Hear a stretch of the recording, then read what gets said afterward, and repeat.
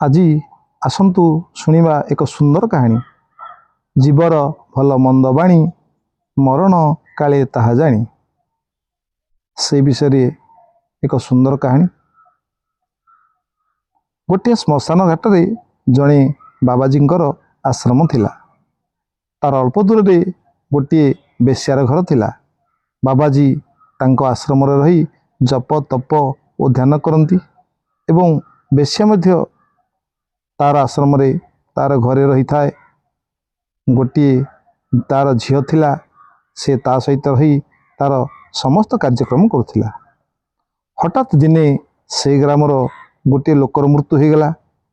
ବେଶ୍ୟାର ଝିଅ ଆସି ଦୌଡ଼ି ଦୌଡ଼ି ତା ମାଆକୁ କହିଲା, ମା, ଆମ ଗ୍ରାମର ଅମୁକ ଲୋକଟି ମରିଗଲା।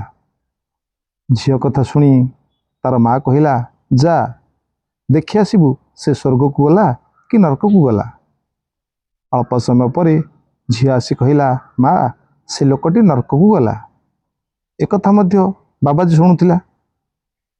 ଆଉ ଦିନକର ଘଟଣା, ସେ ଗ୍ରାମରୁ ଅନ୍ୟ ଜଣେ ବ୍ୟକ୍ତିଙ୍କର ମୃତ୍ୟୁ ହୋଇଗଲା। ଝିଅ ଆସି ପୁଣି ମାଆକୁ ପୂର୍ବ ଭଳି କହିଲା, ମା, ଆଉ ଜଣେ ଲୋକ ମରିଯାଇଛନ୍ତି। ସେତେବେଳେ ପୁଣି ଥରେ ମା କହିଲେ, ଯା ଦେଖିବୁ ସେ ସ୍ୱର୍ଗକୁ ଗଲା କି ନରକକୁ ଗଲା। ଝିଅ ସେଠାରୁ ଯାଇ ଦେଖିକରି ଆସି କହିଲା, ମା, ସେ ଲୋକଟି ସ୍ୱର୍ଗକୁ ଗଲା।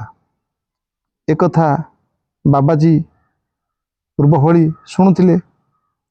ବାବାଜୀ ମନରେ ଭାବିଲେ, ମୁଁ ଜୀବନ ସାରା ତପସ୍ୟା କଲି, ଏକଥା ମୁଁ ଜାଣିପାରୁନାହିଁ, କିନ୍ତୁ ସାଧାରଣ ବେଶ୍ୟା ନିଜର ଦେହ ବିକ୍ରୟ କରି ଜୀବିକା ନିର୍ବାହ କରୁଛି, ଏ କିପରି ଜାଣିଲା?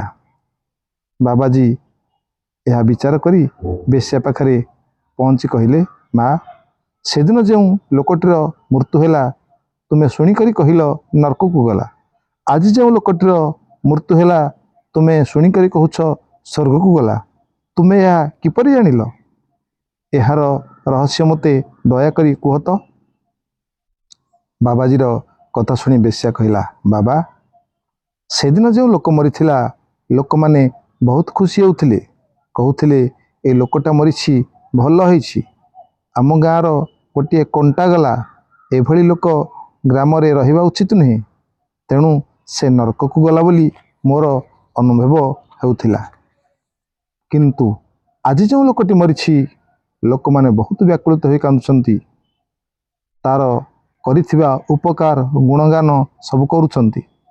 ତେଣୁ ସେ ସ୍ୱର୍ଗକୁ ଗଲା ବୋଲି ଅନୁଭବ ହେଉଛି। ବେଶ୍ୟାର କଥା ଶୁଣି ବାବାଜୀ ବହୁତ ଖୁସି ହେଲେ।